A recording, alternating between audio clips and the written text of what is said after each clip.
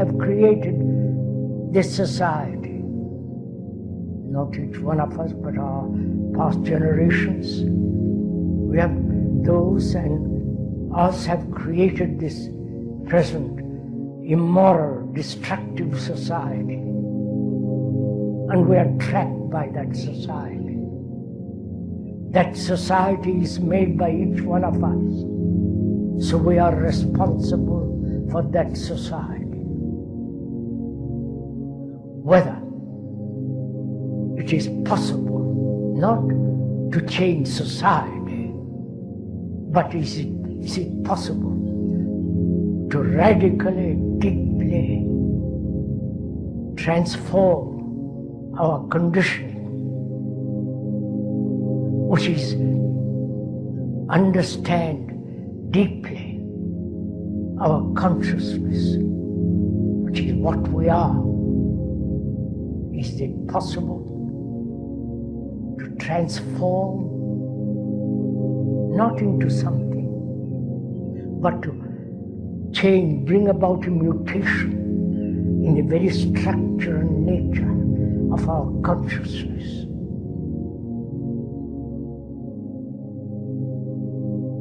That is the problem. That is the crisis. It's not political crisis, economic crisis, or the crisis of war. But the crisis is in ourselves.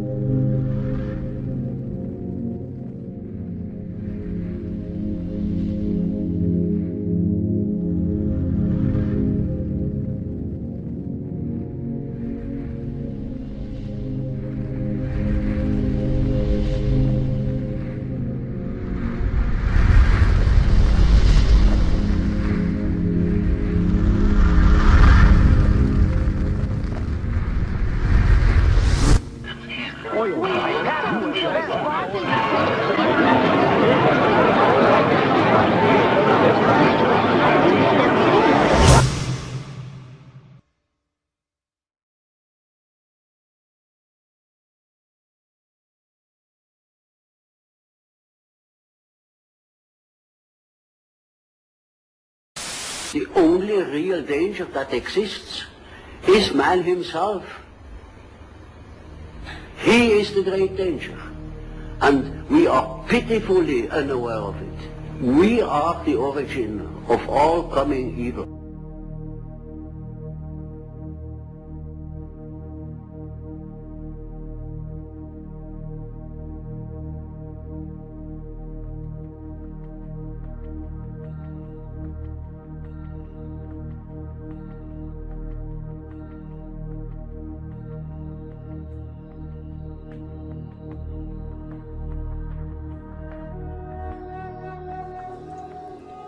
The Earth, our home, a planet teeming with life, a place of great beauty and of great wonder.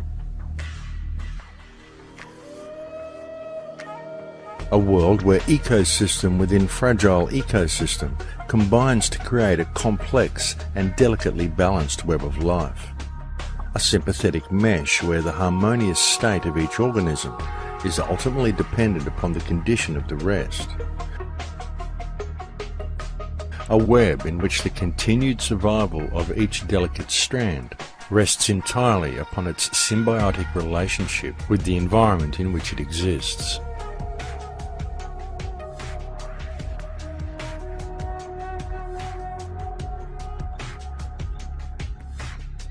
Certainly the web of life has always been a fragile one, and yet for millennia it always functioned perfectly, as everything within it held its own unique place and purpose.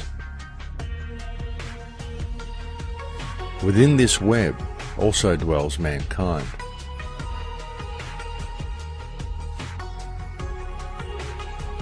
According to ancient Vedic texts, in times long past, man too lived in complete harmony with nature. For man also held his own place and purpose within the web. And so it continued for countless years, until there appeared upon the earth a new mindset in the consciousness of humankind. And with that mindset came a new type of organism. With that mindset came civilization, and a system of organised rule based deeply in social structure.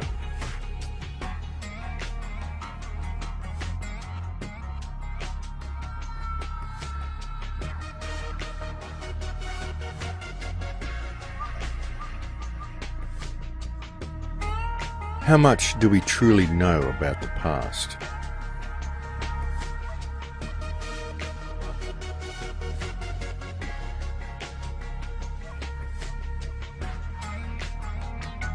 There are, of course, a great many books that have been written on this subject by a myriad of scholars from the modern era.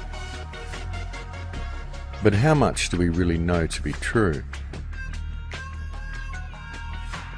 Many books written in modern times are simply the author's interpretation of other books written previously by other scholars.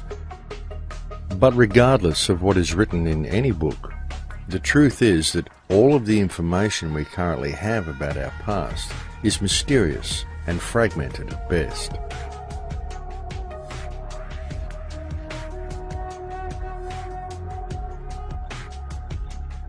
The theories presented in history books typically offer humanity a very orderly view of the past. And because these theories are presented to mankind hypnotically in printed form, most people automatically believe these concepts to be true.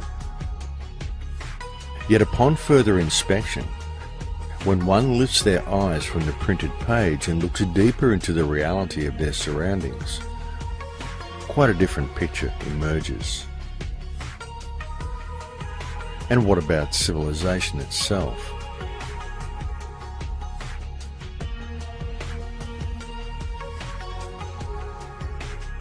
The Oxford Dictionary describes civilization as the process by which a society or place reaches an advanced stage of social development and organisation.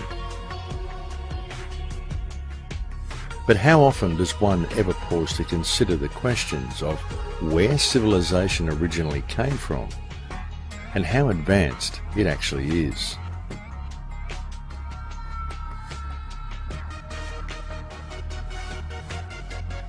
Obviously, human beings are very resourceful creatures, and human ingenuity should not be underestimated. It is certainly reasonable to assume, for example, that groups of humans would form themselves into tribes and clans, by which means all involved would benefit. But how did such groups then lead to something as entirely uncivilized and wantonly destructive as civilization as it exists today? Was it simply a natural progression? And if civilization didn't present a big enough issue, we are also presented with the question of technology. Where did it actually come from? Who was it who first pulled a rock from the ground and decided to crush it down to its component parts, isolate those parts, and refine them into metals? In fact, how is the concept of metals even known, let alone the methods that are required for the extraction and refinement of such things? Would you, if left to your own devices, ever come up with a thing like metallurgy? Would you come up with advanced science, spy satellites, or nuclear weapons?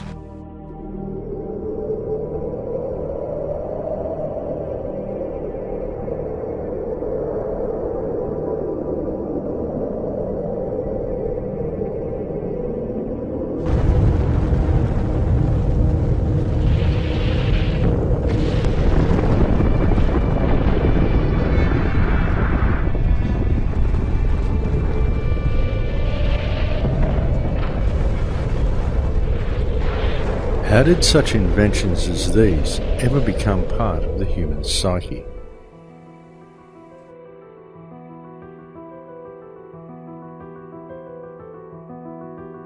But it doesn't stop at advanced technology. For in order for civilization to function efficiently, by necessity, civilization itself brought with it yet another organism, something more hidden, more mysterious, and more insidious than its parent. What it brought with it was a meme. A meme is described by the Oxford English Dictionary as an element of a culture or system of behaviour passed from one individual to another by imitation or other non-genetic means. Isn't this an exact description of the system that currently controls humanity? Is it not a fact that when looking at modern civilization and the social, political, financial and legal systems that dictate the behaviour of those within it, what we observe is a system of control that is wholly fictitious? Is it not a fact that it is a system that functions entirely due to people's belief that the system itself is real? It is a system based entirely upon fear, and a system that continues to function solely due to the energy it receives from the human beings within it. Yet the system itself is simply a meme.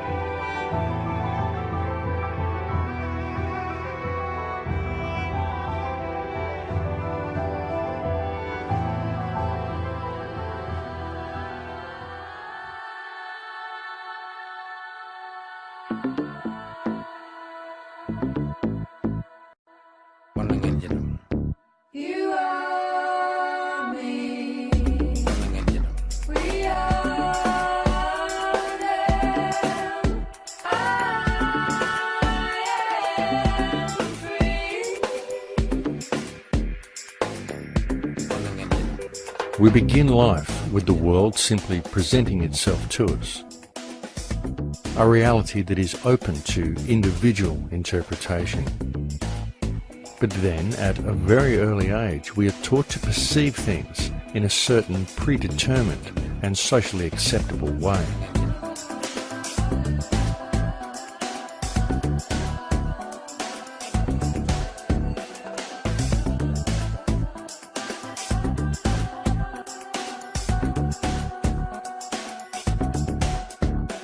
The process begins first at home, where we are influenced by the beliefs, the attitudes and the behaviour of our parents and siblings.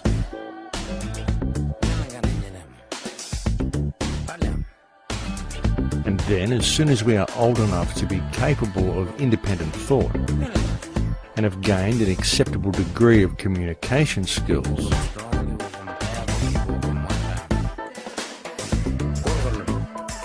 we are immediately placed within a tightly controlled education system, to then begin a process where our minds are carefully and deliberately moulded into a particular way of thinking. A process where little or no deviation from conformity is tolerated. Through a system of constant repetition, we are then taught that the world functions in a certain way, and we are only considered to be functional ourselves when we believe and are able to repeat without question that which has been taught to us during our time within the system. Throughout the entirety of our scholastic years, any independent thought is frowned upon, and instilled into each and every student is the belief that our success within the system is wholly dependent upon our ability to regurgitate on command that which has been taught to us. And we are told that upon leaving the education system, our path through life and our standing in reality itself will be determined entirely upon how economically viable our personal endeavours are.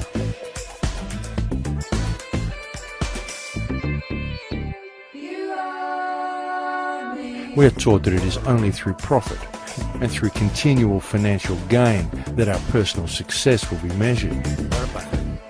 We are taught that we must either work for someone or we must strive to gain a position in society where someone else will work for us. But either way, all must work.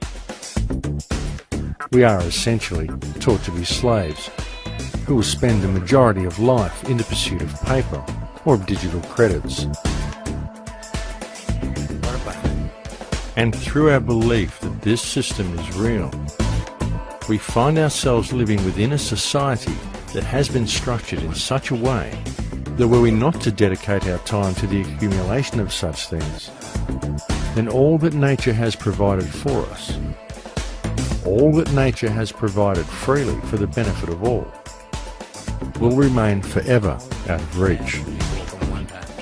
Yet in pursuing such goals in the belief that doing so will enrich our lives, all we do is give power to the meme that enslaves us, and the price we ultimately pay is the connection we once had to the world around us. The price we ultimately pay is life itself.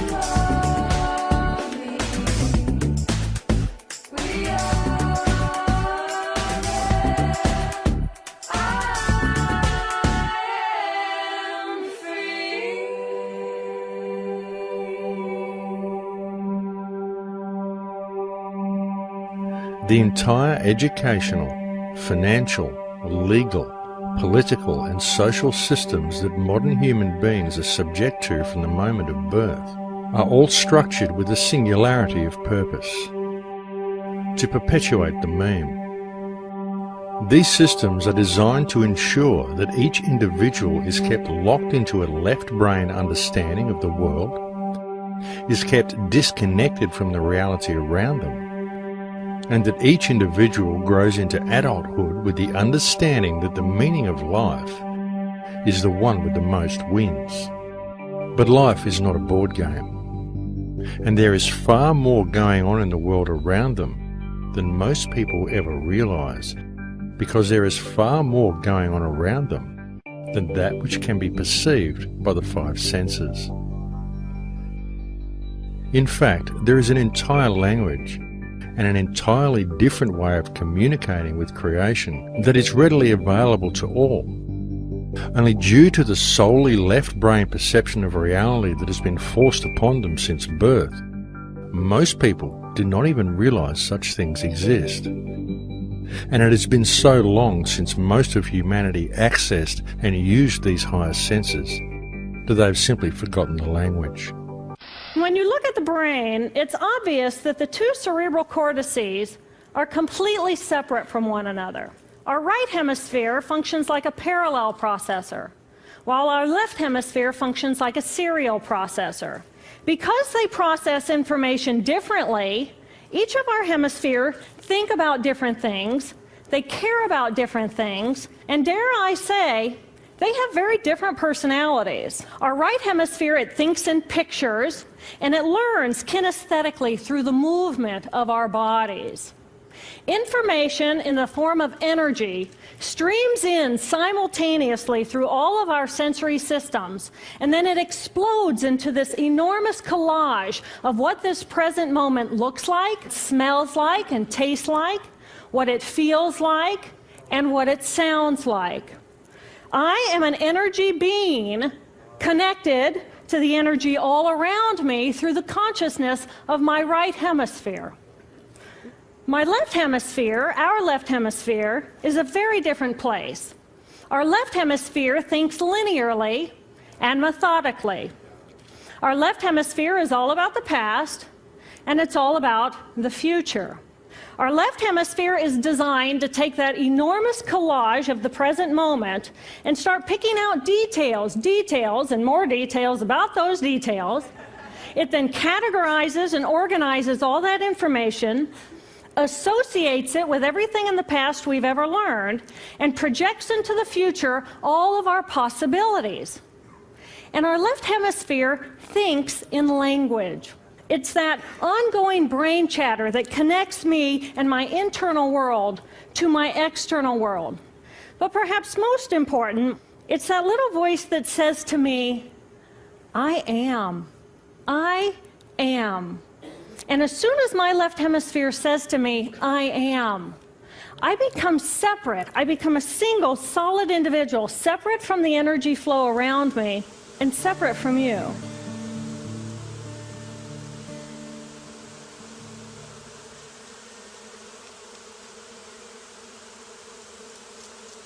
We have up here just an entire colony of bees creating some type of amazing magnetic force field around this tree.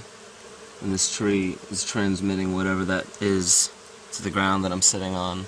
Whatever this language is that's coming from all these insects, all these species, to and from the earth, back and forth.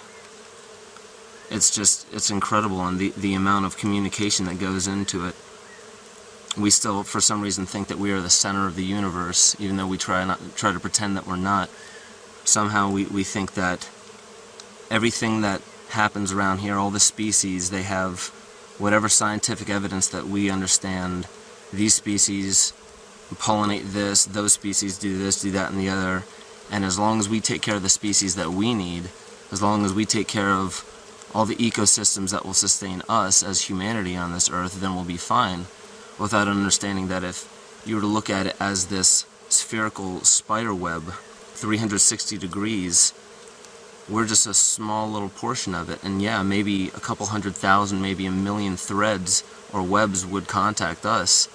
But when you branch it out and you understand that this entire web is connected to another spot, and there's 100,000 pieces that connect to that, 100,000 pieces that connect to the one down here, and overall, they're all connected in some way, shape, or form. So if you remove one because you don't think it's important enough, we seem to think it's insignificant because there's no direct impact on us.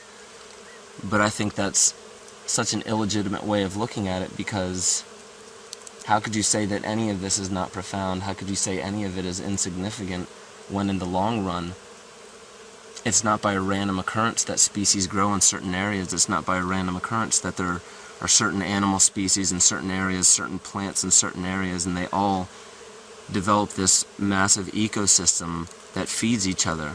How can we not say that specific ecosystems feed other specific ecosystems? How can we not say that the oceans are important to the deserts? How can we not say that all insects and species are important to plant life, important to mineral life?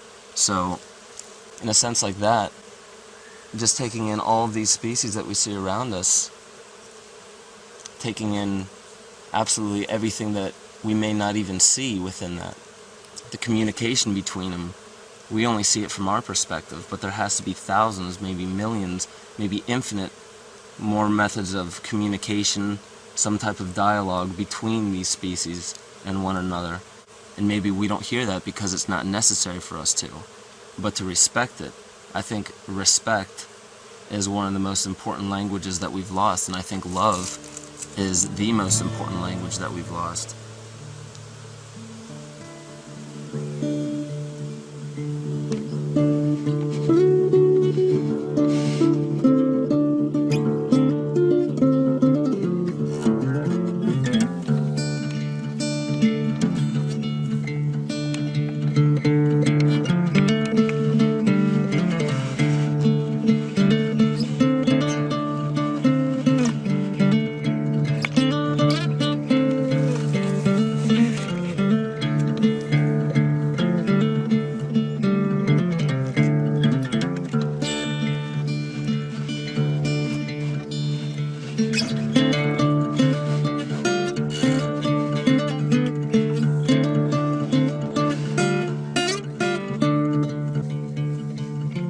Ancient man had always had a symbiotic relationship with nature and interacted with his surroundings with a degree of understanding and communication that many people of modern times find difficult to even comprehend, let alone exercise. Yet, for most of humanity, this symbiotic relationship has now long since disappeared. and the language of nature has been all but forgotten. What happened? What was it that caused man to become so disconnected from the earth? And if civilization continues to follow its present course, how further disconnected are we likely to yet become?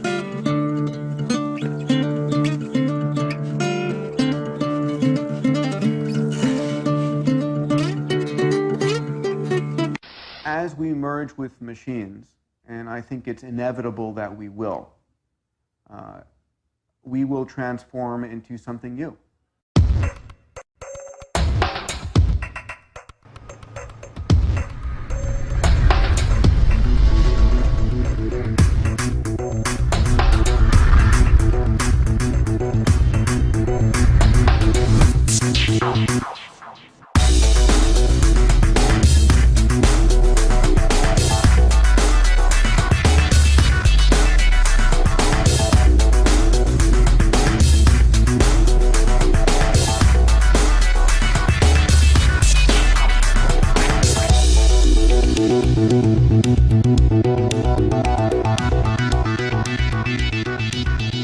Transhumanism. The final frontier or the final prison? Does it represent humanity reaching its greatest potential or facing its greatest threat?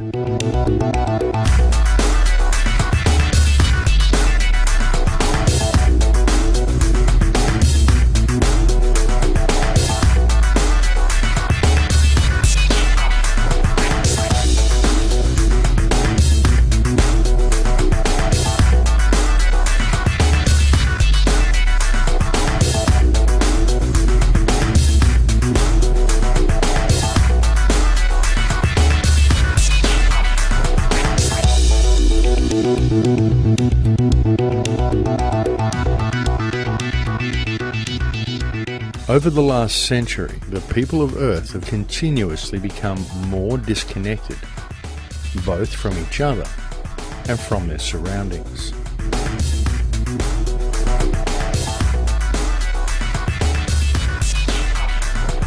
And by means of a government-controlled education system, the overall IQ of humanity has degraded significantly. And this has been a quite deliberate action.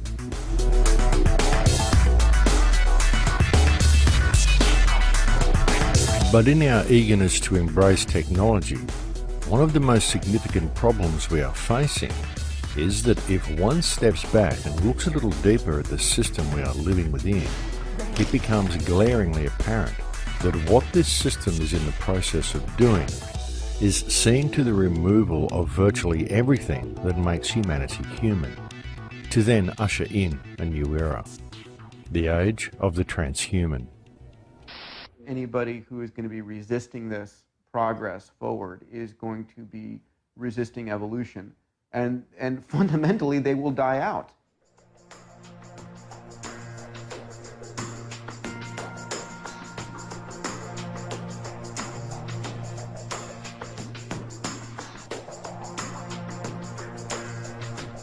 Transhumanism is the high-tech dream of both the ruling elite and of numerous modern scientists, many of whom are so locked into a left-brain mentality that they see the merging of man with machine as nothing short of inevitable.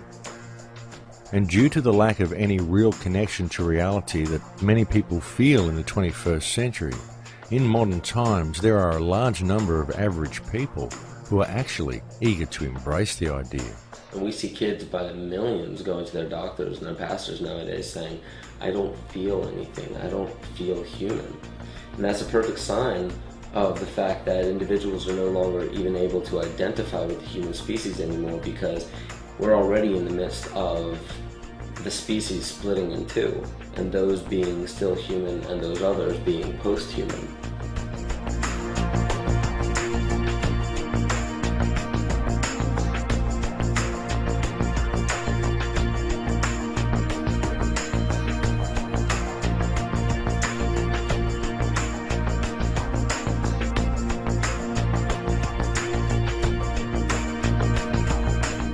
As attractive as the concept of simply linking your consciousness up to a mainframe and going online may be to some, human beings are complex and emotional creatures. It's what makes them human. And so the question must be asked, is this evolution? Is this what life is really about? Is this truly where humanity is destined to go?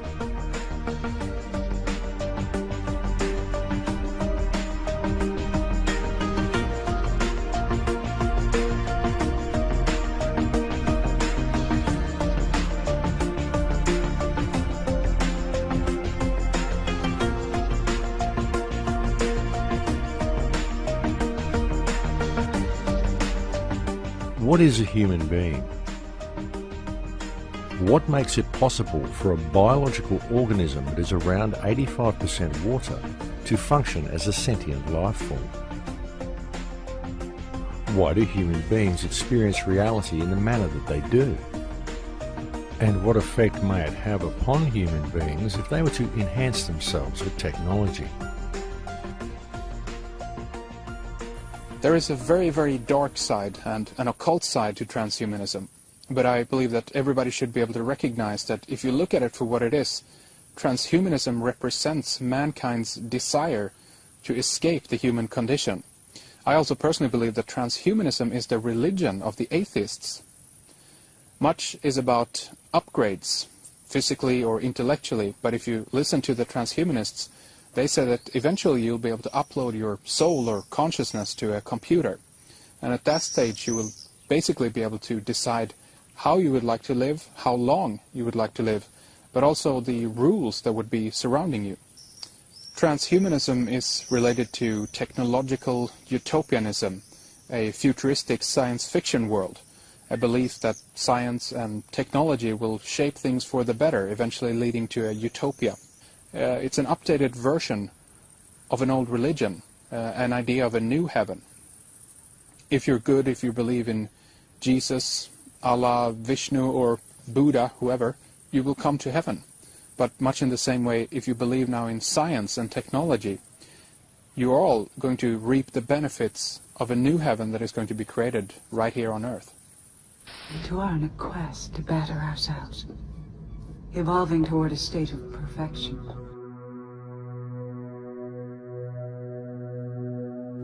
Everything that is experienced by a human being is interpreted by the brain as an electromagnetic impulse. Whether it be sight, or sound, or touch, or taste, or smell. All perception of these senses are merely electromagnetic signals interpreted by the brain.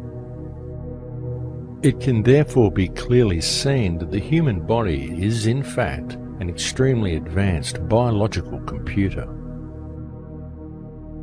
And so the real question then becomes, what are the real implications and the real dangers of such a digitally controlled world? And ultimately, why? Why would humanity ever seek to blend something as complex, as highly advanced and as miraculous as the human body computer with something as inorganic and limiting as a machine that has the very real potential of being controlled by an outside source? It's not a matter whether it's good or bad. It's going to happen.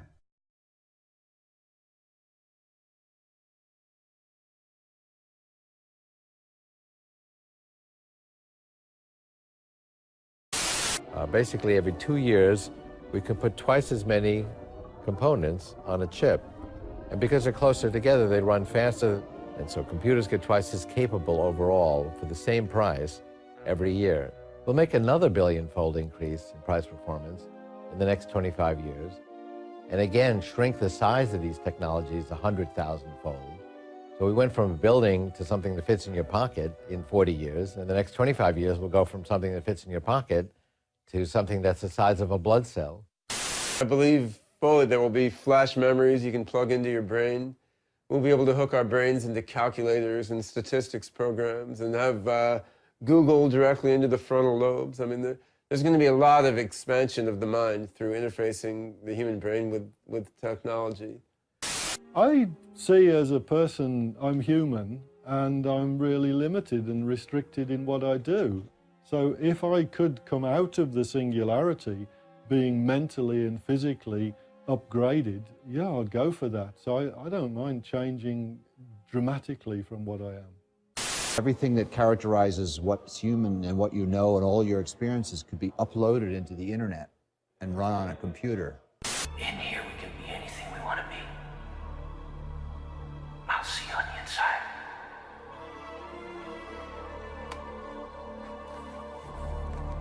When you are completely identified with your ego, which is a fiction that we choose to believe in, then that's the same as believing in the constructs of a computer to be what you are. This universe is mine. I am God here. The ego is just different cycles and programs of energy running in circles without any purpose to it other than just instant gratification. And that's post-humanity. And we're already in the thick of it.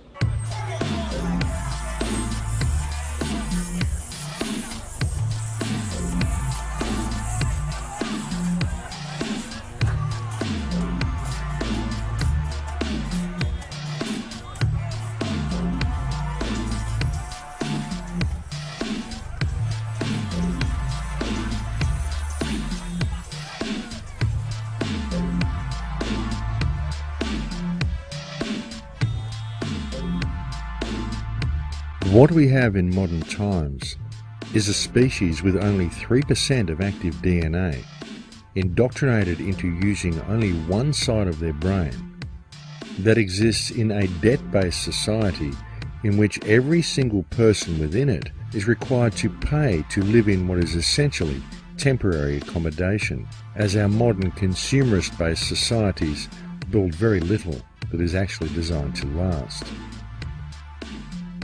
Whether they are truly aware of it or not, modern human beings live their entire adult lives in a largely unnoticed system of slavery, and this can easily be seen when one truly absorbs the implications of paper being more important than people. And now imagine this taken one step further, and having each person locked into a digital world in which it would be an easy task to permanently lock human consciousness into a completely false reality, enslaved into a state of permanent debt forever. And if you question your captors or refuse to work, if you decide you would be better off free, then what then?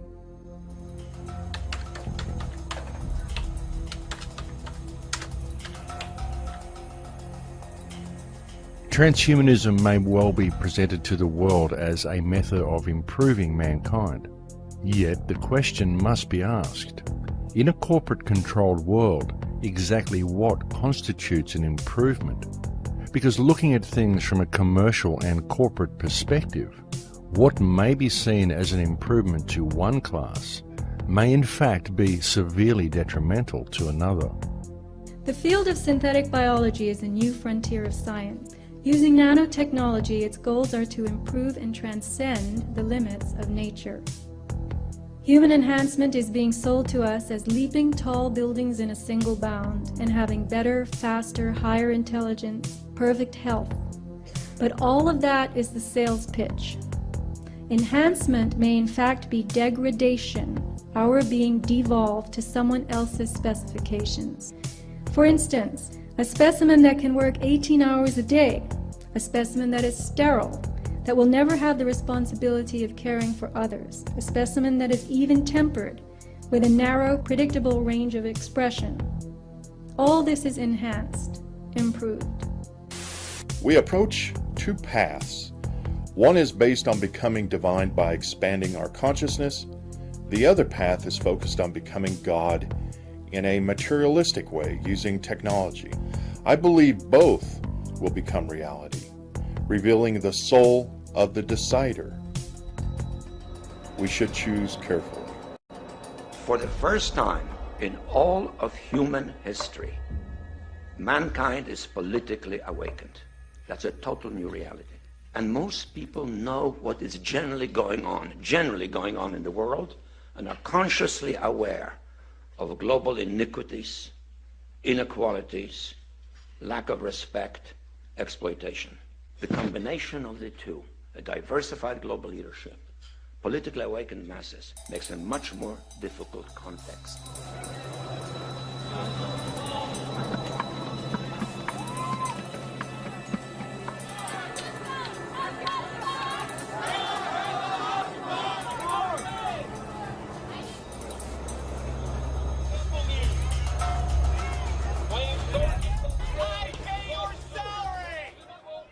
Most people at some period in their life experience what one might perhaps call a lucid moment. A moment when they look at life around them and they think, is this it? And then it suddenly hits them that there must be something more, that there is something more to life. Many people instinctively know that there is a great deal more to reality than what can be perceived with the five senses. But because most people think only with their left brain, they believe that connection to these realms can only be achieved through external technology, through science. A very good example of this is the internet. People find the internet with its instant connection to others and its instant access to information to be quite natural. In fact, there are many people today who simply cannot imagine life without it. The internet, in its own sense, unites humanity as one organism, able to communicate with itself spontaneously. And this becomes more true each day as more countries and more people come online. In this growing web of communication, we can clearly see the unification of mankind becoming a reality. But it is a digital version of it. One could almost say that the internet as we know it today is the central nervous system of a new humanity. A humanity that is vastly different from anything that has previously existed.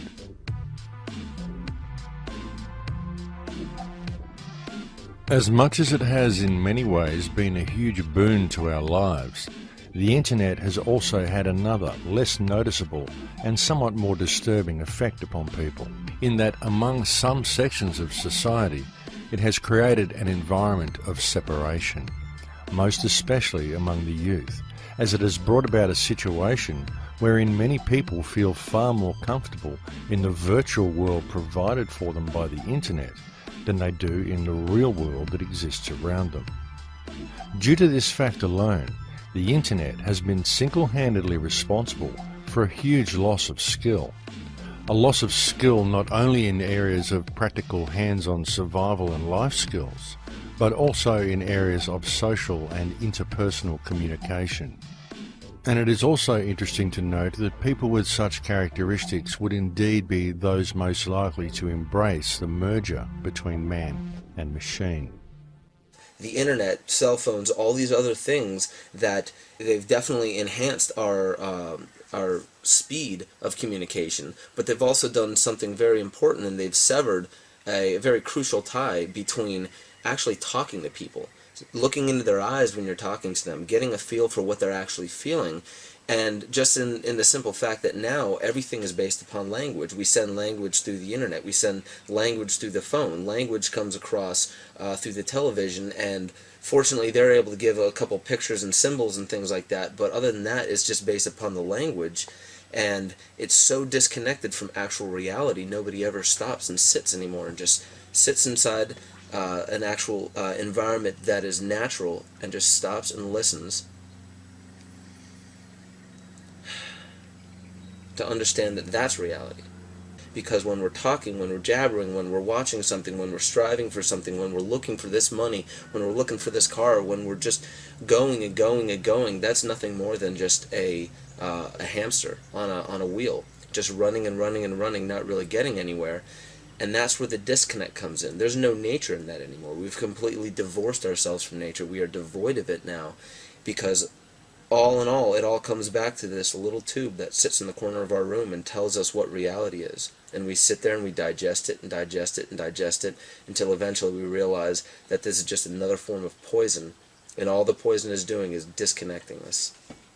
Right in the comfort of our own homes, simply by pushing a button and turning a dial. Well, transhumanism is the next stage on from where we are now. I mean, we have what I call the body computer, this biological body computer. And because those in the shadows understand that that's what it is, and that we are, like in a cosmic version of the wireless internet, you've got this kind of infinite energy field of information of various depths and various levels of awareness and expansion, and then you're decoding this bit of the band. Now, if you decode this bit of the band, which is what this body does, then that's your world, that's your everything, if you're just only aware of that. And so we have a global population that is constantly programmed to read a certain band, and then only some of that band within it. And through that, they are manipulating us to see self and the world in very minute, limited terms. When if we just opened our minds to consciousness, we would then start going further and further into the band and getting more and more insights, more and more knowledge, more and more awareness, and suddenly we'll see what's going on.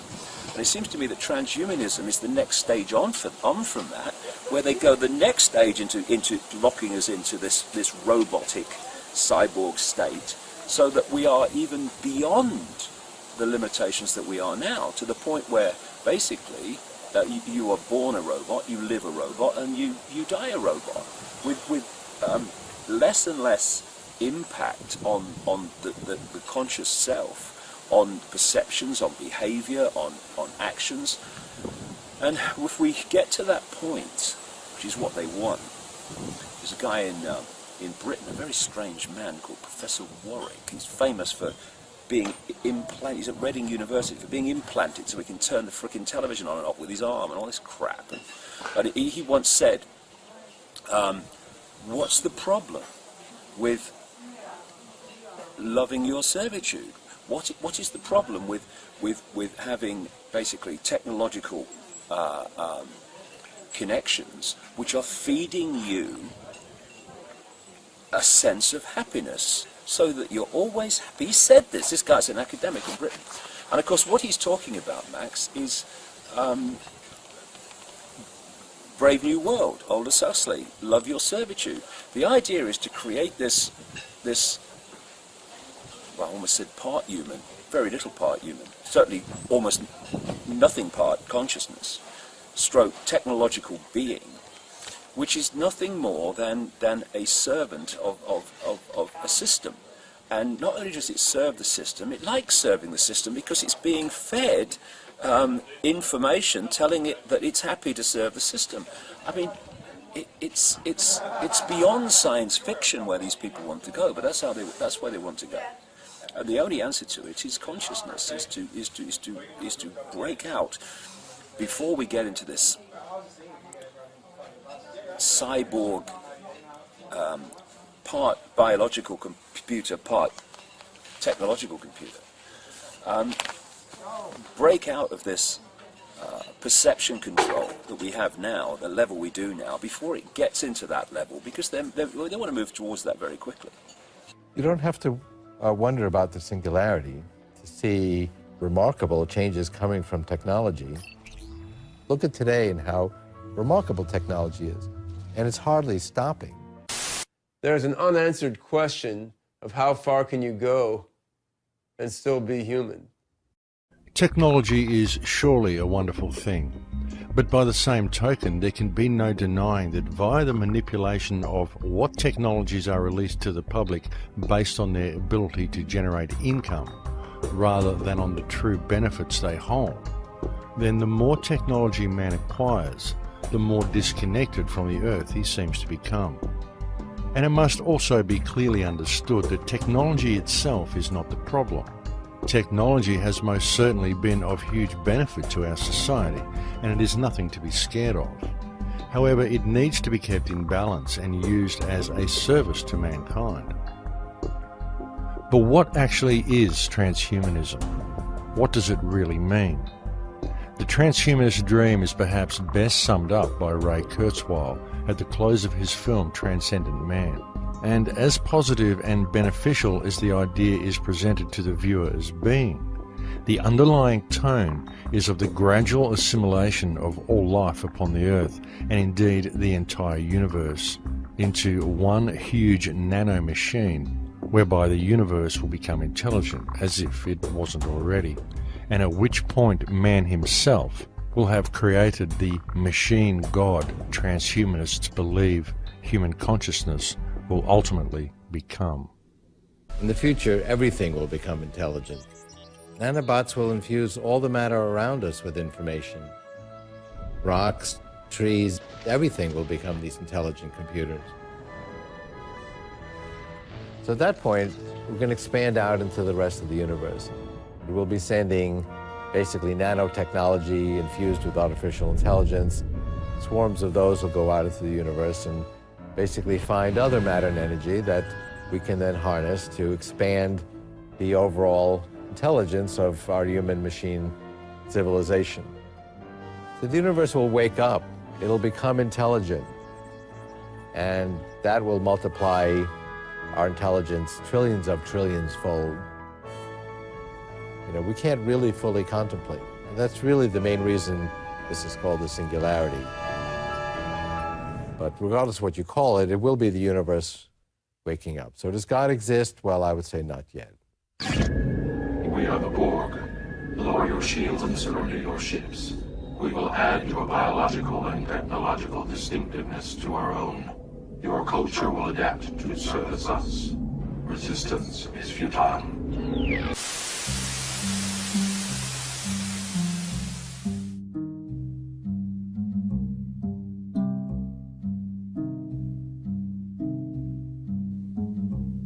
One must truly ask, is this the direction mankind should really be heading? But even more importantly is the question of whether mankind is actually being given any choice in the matter. And if the answer is no, then the next question is how might such a thing as the global implementation of the transhumanist agenda as outlined by Kurzweil actually be achieved without the knowledge of the general population? Biotech is an exploding frontier. It is clever enough and small enough to enter and change our very cells. When nanobiotech has a firm footing in us, it will be easy to upgrade and downgrade anyone and anything in any way. Oliver Curry, an evolutionist at the London School of Economics, predicted in 2007, the human race will one day split into two separate species, an attractive, intelligent ruling elite and an underclass of dim-witted, ugly, goblin-like creatures. Technology is only ever as dangerous as the mind of whomever wields it. And if those who hold the reins of power in this world can in any way be appraised according to their track record, then for the bulk of mankind, transhumanism presents itself as a very dire future indeed.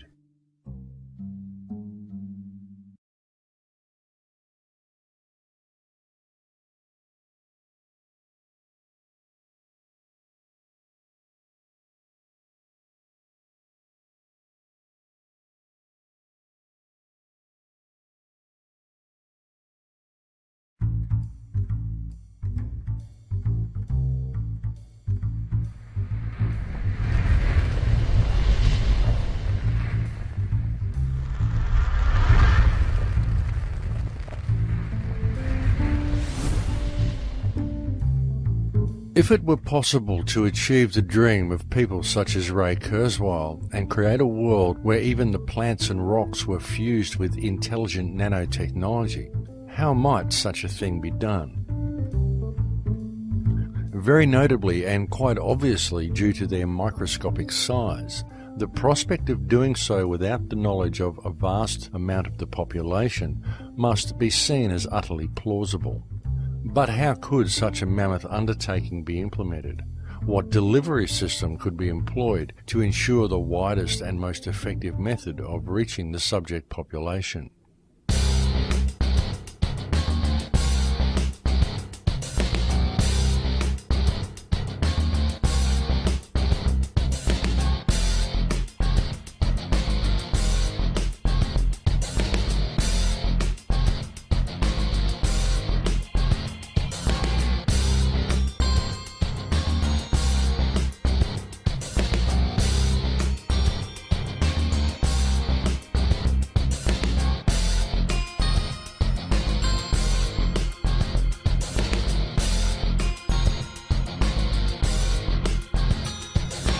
the phenomenon known to the alternative research community as chemtrails, and referred to by the British and United States governments as geoengineering or climate remediation, is perhaps one of the most controversial topics on the table today.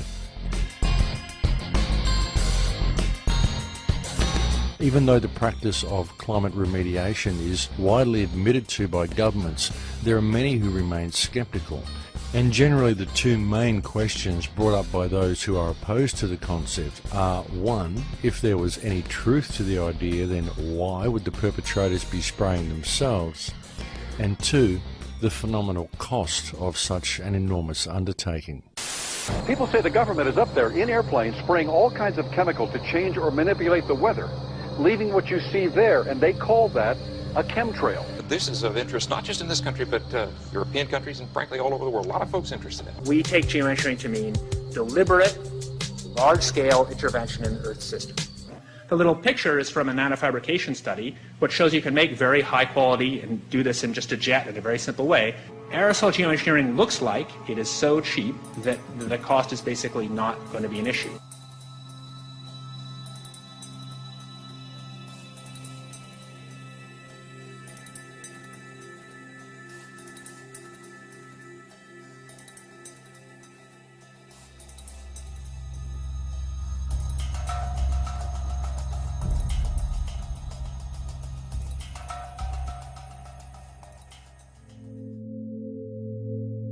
Because nanoparticulates are potentially self-replicating, the cost of producing them is actually quite negligible. As for the question as to why the perpetrators would be spraying themselves, well, that answer is in fact a very simple one. These people want transhumanism. In fact, when one truly considers the transhumanist agenda and it begins to sink in that chemtrails seem to consist of nanoparticulates or smart dust, then the last piece of the puzzle falls snugly into place. And it is far from inconceivable that were the global population to be infused with programmable nanoparticulates, then when these tiny machines are switched on, they will simply do what they are programmed to do. And that what this may be may also be largely due to what other genetic codes have first been introduced into the host. We have more than tripled the numbers of doses of vaccines we're giving our children in the last quarter century. Up to 15 by the age of 6. Why are so many highly vaccinated children so sick? The elites, those who can afford to carry out practices such as chemtrails, generally don't eat processed or genetically altered food. And it is extremely unlikely that they are subject to the same rigorous vaccination regime as the general public.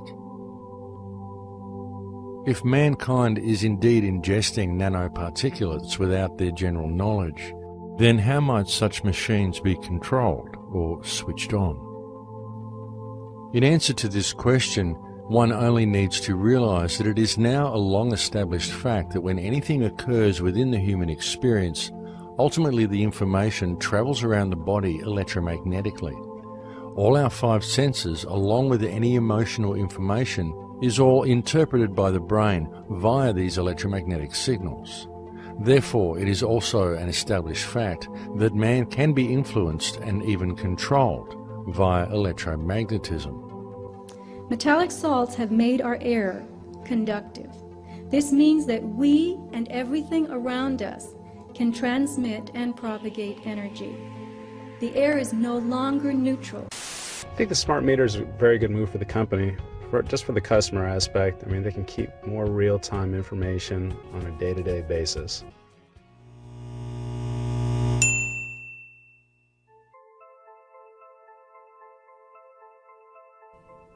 The huge awakening that has been seen in recent times leaves little doubt that mankind and consciousness itself is in a state of evolution. But there also exists compelling evidence suggesting that there are certain forces at work who wish to control the direction this evolution will take. The second group of materials found in these environmental samples is unidentifiable fibers. And I really want you to appreciate the meaning of unidentifiable. These fibers have been sent to sophisticated laboratories, and there is nothing nothing in the databases that match them. These are fibers, we could say, that do not exist in nature. People around the world are developing lesions on their skin that ooze and produce fibers. This is known as Morgellons syndrome. Tissue samples cultured from ordinary people without this ailment contain and grow the very same fibers. When these fibers are cultured, they produce colonies of filaments. You can see the extension filaments. And these colonies continue to grow and reproduce, branching out into more filaments and more colonies. The filament cultures can be grown from saliva samples, tissue from the skin, mucus, urine, blood, from animals and people, regardless of the presence of the Morgellons condition. So where do these fibers or filaments come from? Airborne environmental samples that were collected by Clifford Carnicom in 2000, the year 2000, gathered at high altitude on a mountain in New Mexico, showed the presence of those fibers, whose structure matches exactly the tubular filaments showing up in our blood, tissues, and skin. Additionally, the samples collected by Mr. Carnicom showed what he calls, and what's called in biology, desiccated erythrocytes. This is a multisyllabic term, but it means dried red blood cells. So, why are dried red blood cells in the air? See, nanocells are real small, 1,000 times smaller than these dust particulates. You inhale it, they go to work replicating, spreading like a virus, multiplying in exponentials. 6 months' time, I could have 100 million people.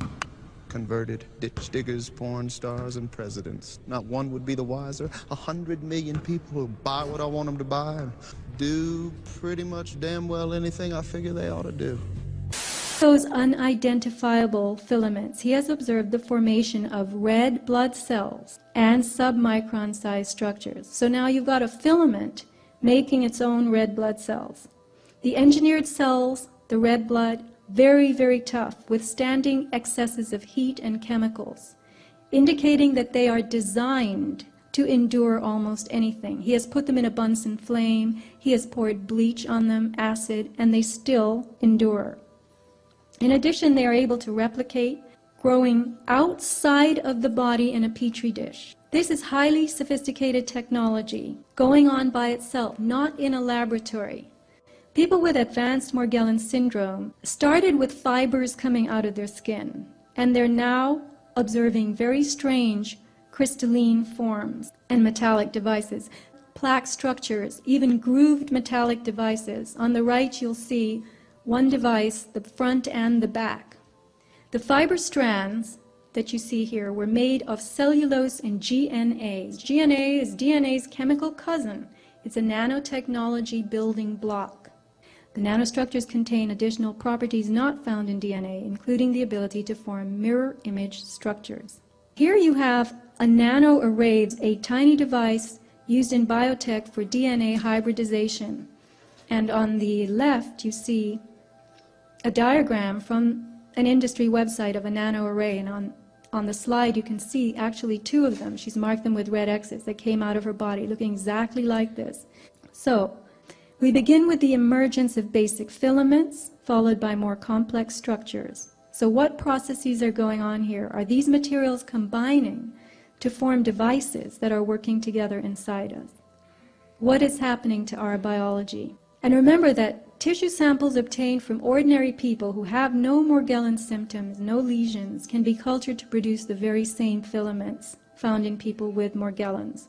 So we would have to conclude that Morgellons is like the canary in the coal mine, and that only some people are exuding the materials. And could that be because their bodies are rejecting it, while our bodies are integrating it?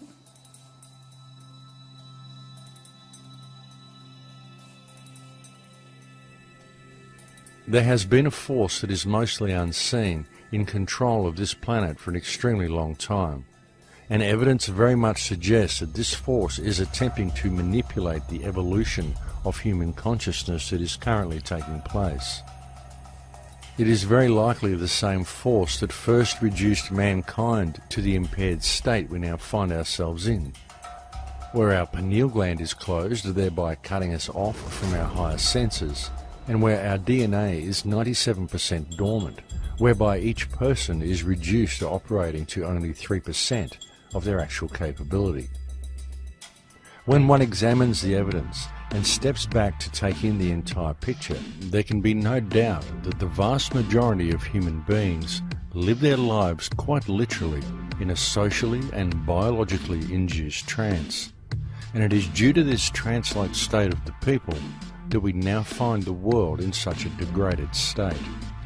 Therefore, the solution becomes clear. Mankind must awaken. But how? How do we transform the collective human trance into wakefulness?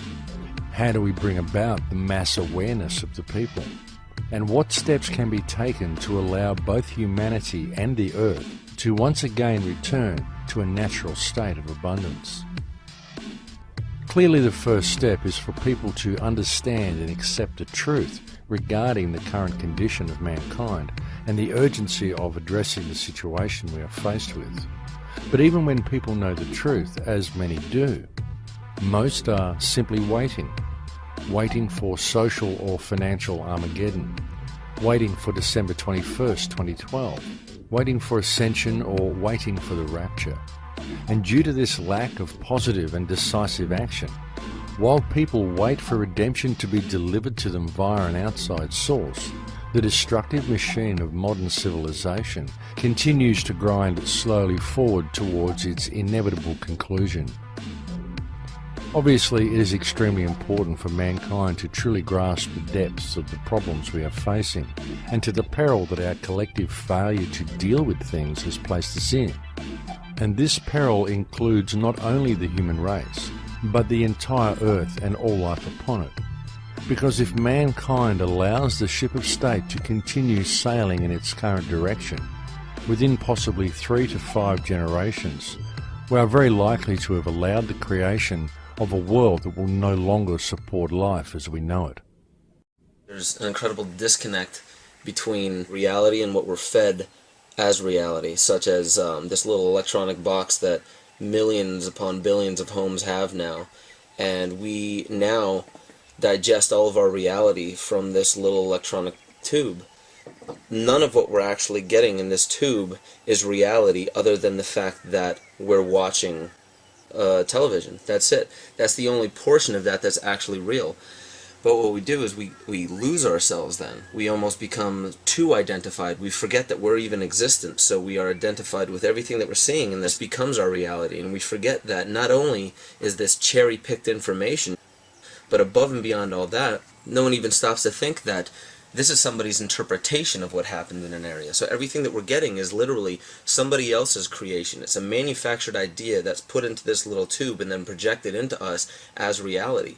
And that now is the basis for how we act in our society. So the way we dress, the way we talk, what we do, what we're afraid of, what we're attracted to, what we want to drive, the house that we want, the money, all of these things are driven by somebody else's perception. They're driven mostly by wants of other people, and they arrived at those wants from other people, and it all comes back to really just the fundamental basis that none of this is reality. It's manufactured. It's not really pertinent to our life. It's not really profound. There's really no importance to it. We're just applying value to it because all of these things, the clothing and the cars and the job and the money and the bank account and why we want this job, we don't even understand why anymore because we relate all of our wants, all of our desires to what these other people want and what they desire. And if you actually get to the core of it, we don't even truly want these things. We just want the other people around us to see that we have what they want because that gives us a measure of control or a measure of power. And it all boils down to a level of security. And that's all that all of this really is the fact that people are following these fashions they don't understand. They're following these ideals that they don't understand. They're doing it because they want to fit into some identity that they're eventually creating for themselves to be the most secure, the most powerful, the most prominent, the most beautiful, the most affluent person in that field so that everybody else around will give that person support because they want to be near you. And that's all it is. We just want this closeness. We want this connection with people. And unfortunately now we are contriving it. We're forcing people to want a connection with us for means that really have no basis in love, no basis in real relationships. So all of our relationships are based upon power and fear and based upon manipulation and lies and trying to get this and trying to get that. And none of it's true interaction anymore. Science is great with all the beautiful technologies, but many of the problems you're trying to solve, we created. If things stay as usual, if business stays as usual, then we have about 100 years of life on this planet. But if you think there is hope, then we have to start taking action right now.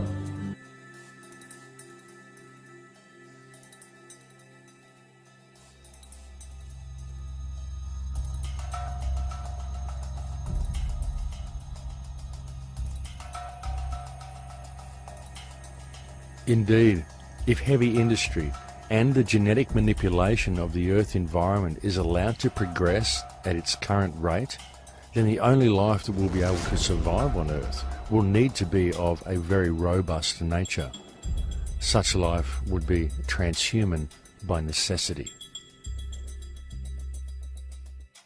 Biology divides life into three kingdoms: bacteria, archaea, and eukarya. Bacteria and archaea are simple organisms with no subcellular compartments. Eukarya are complex, with defined cell compartments and internal organelles, mini organs like mitochondria that make DNA and energy for the cell. Plants, animals, and humans are eukaryotic, as are fungi and slime molds. The archaea are the hardiest of the life forms. They're able to withstand grinding pressure, heat, acidity, and alkalinity. They can live in volcanoes, geysers, and the ice shelf. Now, the materials appearing within these filaments are as tough as archaea. They look like bacteria, and they self-replicate. And natural fibers would be classified as fungal in the domain of eukaryotes. But these fibers contain forms from the other two groups inside them. You're looking at a tubular fiber with self-replicating internal elements resembling bacteria and behaving like archaea. That does not happen in the natural world. They are designed to endure almost anything.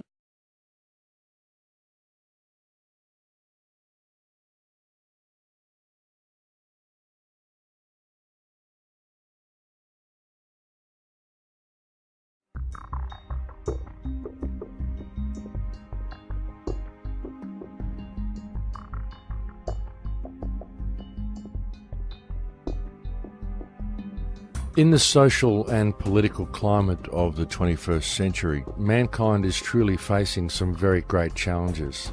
Many of them made all the more difficult due to the fact that they are challenges that go mostly unnoticed by the vast majority of people. The vast majority of people in the world today only perceive the world the way it appears on the surface. However, the real truth is that the world that we live in today is actually very different to that which most people perceive it to be. Because just below the surface of everyday life, beneath the social and political distractions of the reality offered to the masses via their television, there exists another world. The world that most people perceive is simply a facade. It is an illusionary reality where nothing is what it seems. It is a world where our social system is designed to foster division.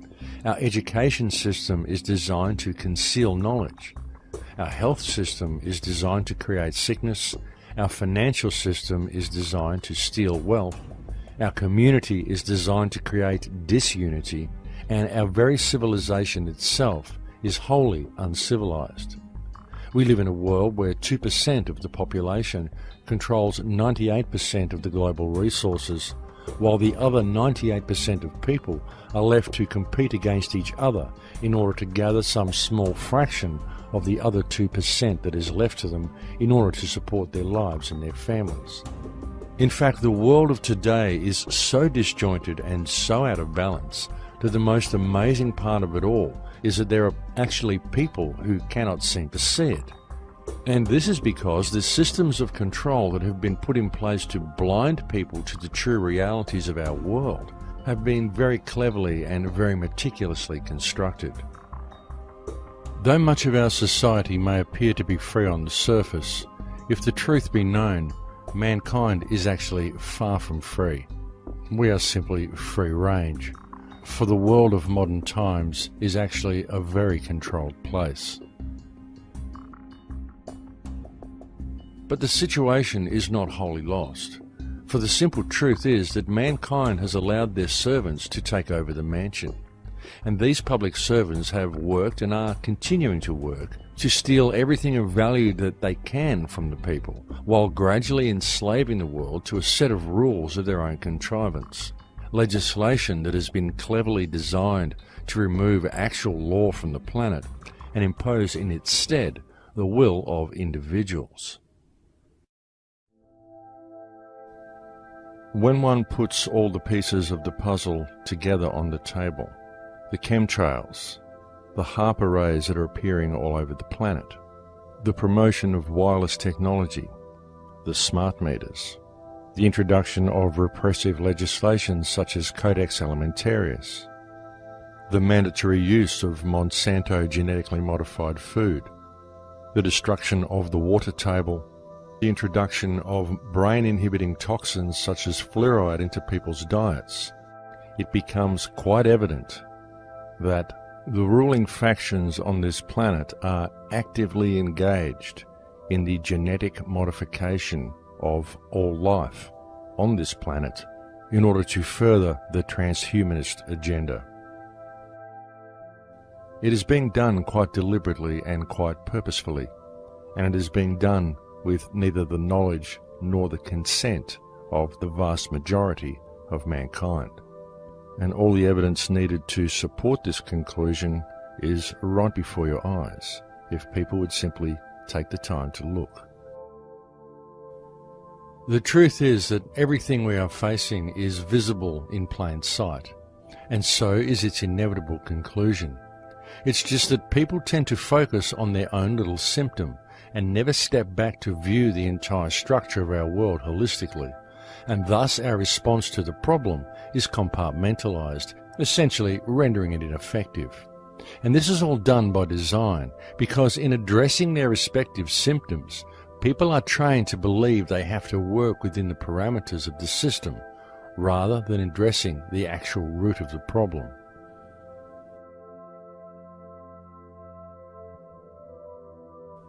Every single government that exists anywhere in the world today is currently operating in breach of the trust that has been granted to it by the people of their nation.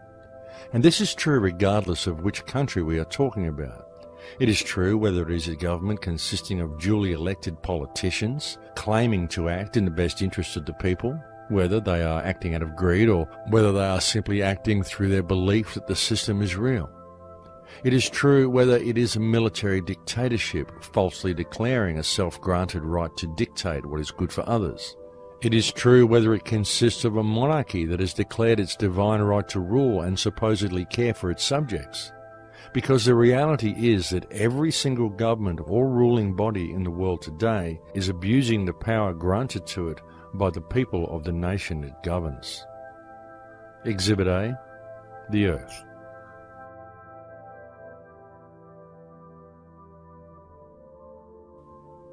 The remedy is for mankind to re-establish themselves as who and what they are, because the only ones who have any chance of addressing this situation are the people themselves.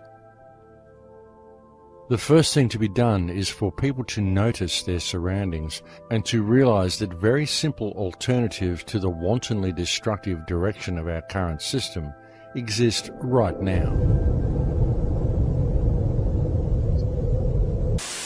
Carbon at the nanoscale is actually transparent and flexible. And when it's in this form, if I combine it with a polymer and affix it to your window, when it's in its colored state, it will reflect away all heat and light, and when it's in its bleached state, it will let all the light and heat through, and any combination in between. To change its state, by the way, takes 2 volts for a millisecond pulse. And once you've changed its state, it stays there until you change its state again. The nanomaterial, 2 nanomaterials, a detector and an imager, and it takes all the infrared available at night, converts it into an electron with a space of 2 small films. This is taking infrared radiation, wavelength, converting it into an electron. What if we combined it with this? Suddenly, you've converted energy into an electron on a plastic surface that you can stick on your window. But because it's flexible, it can be on any surface whatsoever. The power plant of tomorrow is no power plant. I can generate energy cleanly, efficiently, and cheaply right where I am. It's my energy. And if I don't need it, I can convert it back up on the window to energy, light, and beam it, line of sight, to your place. And for that, I do not need an electric grid between us. The grid of tomorrow is no grid. And energy, clean, efficient energy, will one day be free.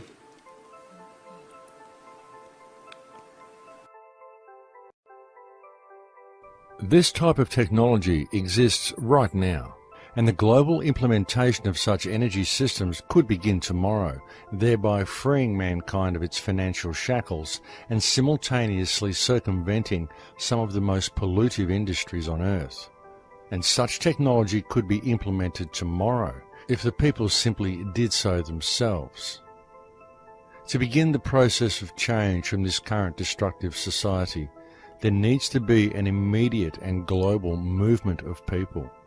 The people need to occupy everything, but in order to do so, they first need to occupy themselves. As a society, we need an immediate and global cancellation of all debt, thereby freeing each person from the clutches of financial terrorism that now hold them. And this should be closely followed by a switch to alternative energy devices such as the carbon energy device demonstrated by Justin Hall. And these steps need to be implemented by the people themselves. It cannot be done from within the legal parameters provided by the current system, as the current system simply will not allow it. It won't allow it because the current system is designed not to service mankind, but rather to protect and sustain itself at mankind's expense. Such a process of change will only ever succeed if it is implemented by the people themselves, regardless of what legislation has been put in place to prevent them from doing so, because legislation is not law. Legislation is simply rules written on pieces of paper by public servants. Rules designed to eradicate actual law from existence and to impose the will of a ruling cartel in its place, to then impose itself upon mankind's very genetic and biological structure to serve a transhumanist agenda designed to enslave the entire human race, while all the wealth of this earth is stolen from them. And the only thing that stands in the way of this program running to its inevitable conclusion are the people themselves. But the biggest killer, the wielder of the ultimate power against mankind, the most all-pervasive force that has kept the people of the world enslaved for so long, is fear.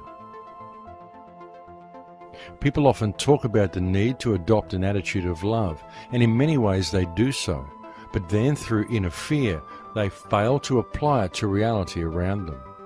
Each should ask themselves, if suffering exists in the world around me and I fail to address it, then am I really in a state of love and service to creation, or am I simply in a state of fear and denial of reality? Admittedly, it is often difficult for people to see through the haze, not only for people who are now beginning to see how the world works, but also for others who have been long active and yet unwittingly only focusing on a symptom rather than on the actual problem. And this is because when you look at all the little symptoms, it's chaos and far too difficult for most people to really make anything out, because nothing really makes sense. It's just a barrage of information and of disinformation. It doesn't begin to make any real sense until you begin to look at things holistically, and then it all falls neatly into place. Though often, even when the real problem is clearly seen, most people simply point the finger and fail to see the actual solution. It is time for each person on this planet to remember who and what you are, and to never lose focus of the fact that government was created by mankind in order to service mankind's needs, not the other way around. So you must always, always question authority. If someone in fancy dress interferes with your ability to be yourself to your fullest potential, if you have always respected others and there is no injured party from your actions, then you should always question what right anyone has to compel you to perform any action or to make any demands of you at all. As more and more rules are put into place, mankind is becoming increasingly more regimented. We now find police officers stationed on school grounds, as what was once a childhood prank and part of growing up is now often seen as a breach of law, a crime. Self-expression is frowned upon unless it is carried out under strict supervision. And at the rate our regulatory bodies are going, eventually society will no longer tolerate any individuality at all. Eventually it will be illegal to even think outside of the box. Essentially, illegal to be truly human. The truth of the matter is that the people of this world are, even now, living in a very low-security open-air prison. And the only ones who can implement the positive change required to escape it and to pave the way for a free humanity are the people themselves. The solution has been there all along, for the solution lies with the people. It is always laid with the people. And all that is really required for mankind to escape from the prison that enslaves us is for people to realize the truth of the invisible bars that surround their minds, and to realize that the bars are only there due to people's belief that the system is real. The only reason you have to pay land rates, pay taxes, succumb to the will of greedy corporations, and adhere to legislation created by corrupt government bodies and designed to remove your liberties. The only reason all the modern world finds itself in a position where it is virtually enslaved by public servants is because you live in a divided society, and to people's failure to build common unity within their community, to get to know their neighbours, to support each other, and to see each other as valid. People have been taught to judge others by their differences, to play the blame game, to point the finger at another, and to voice their anger for their hardships and feel that they have achieved something, when by doing so they are simply perpetuating the division and effectively missing the actual problem altogether. Our leaders have replaced true and natural law with a set of rules of their own contrivance, and these rules have served to rob mankind of our earth and of our heritage. And we the people, the 99%, are truly the only ones who have the power to effect positive change. An alternative way of doing things, a system that empowers and frees the populace, will never be implemented via the means of the system that currently enslaves them. There is no legal remedy, no remedy in politics, no remedy in government. There can and will only ever be remedy found in natural law and in a population willing to honour it. And so now, more than ever, it is time for mankind to act and to clearly understand who we are. The most important thing we can do in the present moment is to realise that we each have the ability, to peacefully but firmly stand to stop the further destruction of our water table and to prevent the rest of the transhumanist infrastructure from being put into place. And most importantly, to connect with our community and to lead by example in all that we do. And together we can easily reclaim our heritage and our birthright. But it will not be done while there is judgment or accomplished through violent revolution. Nor are they needed, because all it would take is mutual respect and a united act of non-compliance to a fictional system that enslaves the minds of almost all who inhabit this world due to people's belief that the system is real. Civil disobedience is not something outside the realm of democracy. Democracy requires civil disobedience. Without civil disobedience, democracy does not exist. You see, the solution lies with each of us. It lies with me, and it lies with you. And it lies in a simple choice between love and fear. Indeed, the path to remedy, the path to positive change, the path to alter the direction the ship of state is now sailing is right at our feet. All that is required is to take the first step. In Lakesh.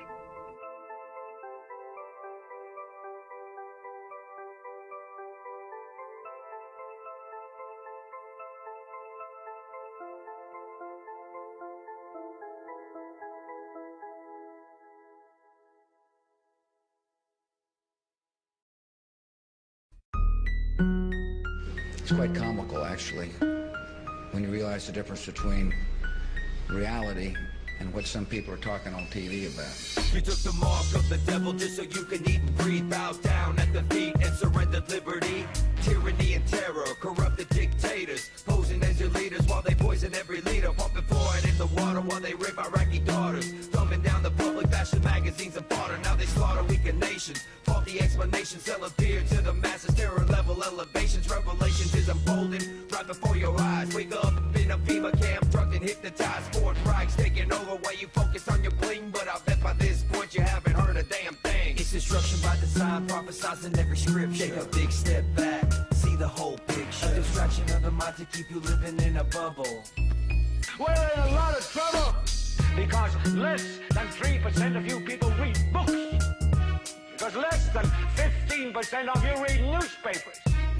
And when the 12th largest company in the world controls the most awesome goddamn propaganda force in the whole godless world, who knows what shit will be better for truth? Problem, action, reaction, solution. It's time to wake up to the formulas they're using. State-sponsored terror to burn our constitution. Weapons of mass deception of the media delusions. Using double speak to keep you following like sheep. CNN and Fox News to keep the populace asleep. Never looking, never question why we're headed towards recession. The dollar's worth a nickel, but we're ruled by our possession. I mentioned that those towers fell in less than an hour. Ignorance is bliss, the source of the power. But they'll cower in the shadows if we all wake up and see that the land that we're living in is nothing close to free. It's destruction by design, prophesizing every scripture. Take a big step back, see the whole picture. A distraction of the mind to keep you living in a bubble.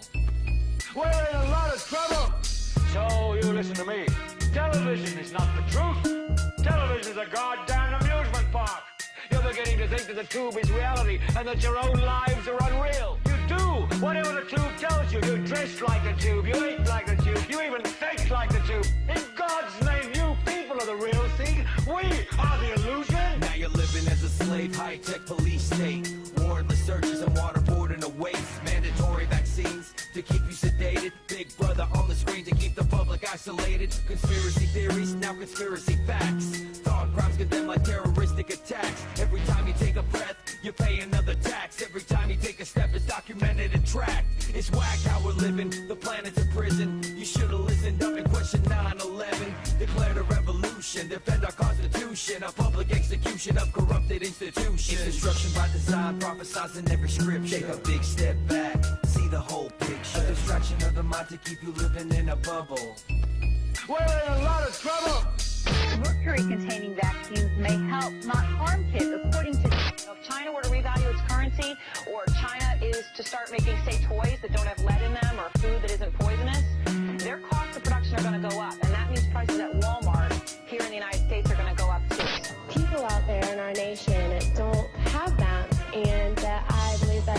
education, like such as in South Africa. First, a Fox News alert. Coalition forces have discovered 500 chemical munitions in Iraq. Good evening. Today, our fellow citizens, our way of life, our very freedom came under attack. And how is Ron Paul's number so high? Clearly, some online communities are messing with the Live, all hell is breaking loose on 6th Avenue.